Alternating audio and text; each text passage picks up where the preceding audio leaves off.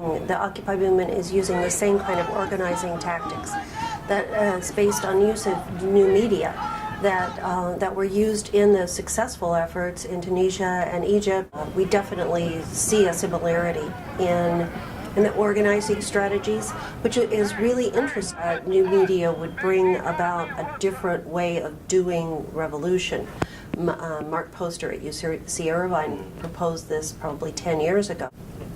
But he had envisioned that we wouldn't have instead we wouldn't have these mass movements and mass demonstrations, but instead the new media have served as a way to organize and better organize these large gatherings. But the similarities between what was happening in Egypt and what is happening in the United States are to some extent facilitated by social, networking, and then this global awareness among the people, knowing exactly what is going on.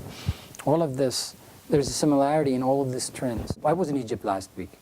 A young man asked me, do they respect what has happened in Egypt? Do they have respect for us? I said, of course they do, and they appreciate it. Well, I think that what's interesting is the confrontations that we've begun to see.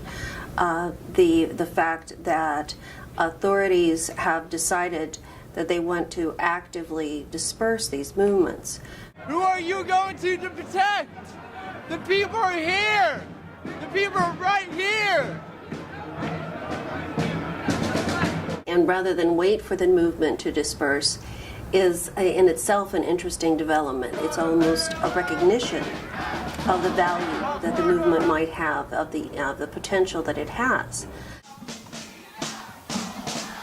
If you think of the reaction that people have had to the pepper spraying at UC Davis, that tends to take the movement to another level and to create some polarization that perhaps wasn't felt before.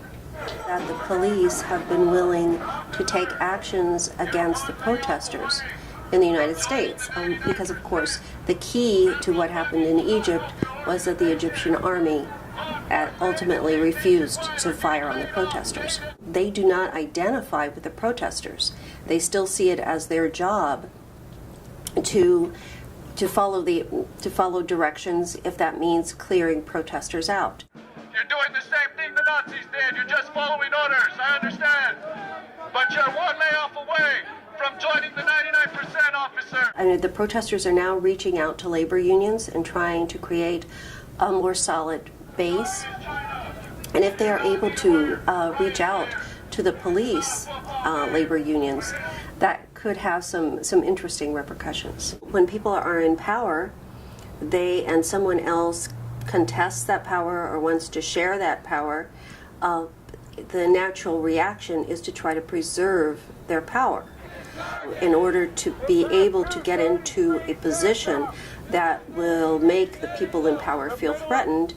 The people who are seeking power need to mobilize. They need to show that they have a base and that they can take power if it's not ceded to them peacefully. The conditions that are leading to these movements are really global conditions. And of course what Ted Gurr has been saying is that when revolutions don't happen when people are poor, revolutions happen when people feel like they're getting poorer. And the gulf between rich and poor is getting wider and deepened. This is a social revolution. What is happening in Egypt was a political protest.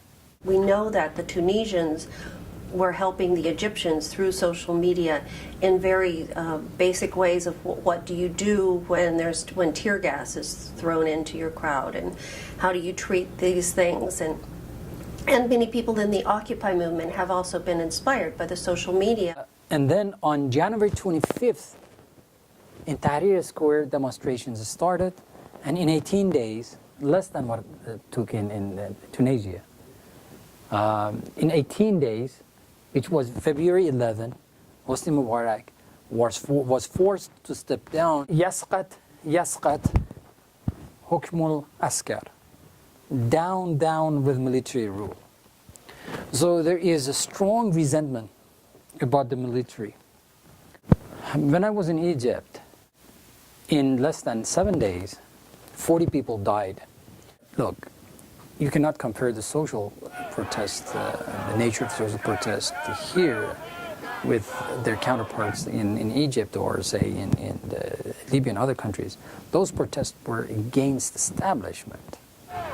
These protests are not against the establishment of the government of Sir Obama.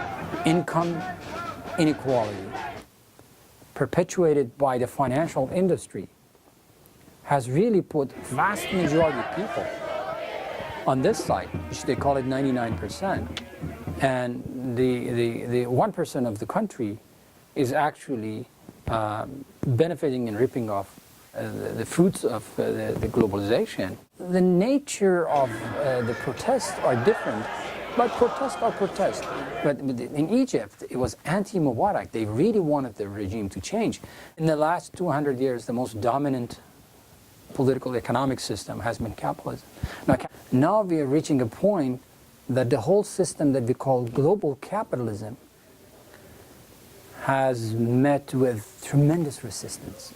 Global capitalism has created a situation in which you do have losers and winners. It just happens that the winners are few and losers are many. And global capitalism has come to a wall of resistance, and it is a resistance not from some kind of anti-capitalism or anti-colonialism. It's coming from within. And so the world that we are facing is just a world of global capitalism. I don't know what the solution for that is, and nobody knows what will happen.